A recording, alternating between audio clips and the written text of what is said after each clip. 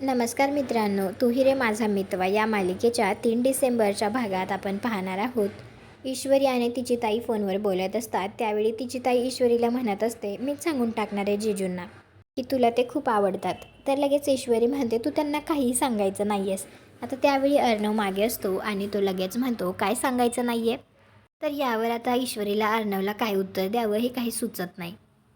इकडे अंजली वल्लरीला म्हणते, मी जरा देवळात जाऊन आले.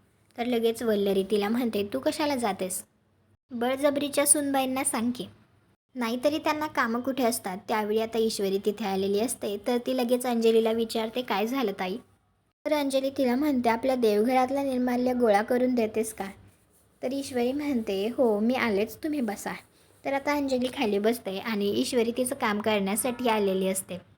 आता त्यावेळी वल्लरीने त्या ठिकाणी एक फोटो ठेवलेला असतो, परंतु ईश्वरीचं काही लक्ष त्याकडे जात नाही. तुम्हाला काय वाटतं, ईश्वरी तो फोटो बघेल का? कॉमेंट करून नक्की सांगा. व्हिडिओला लाईक करा, आपल्या मराठी मालिका चॅनलला सबस्क्राईब करा. भेटू पुढील भागात.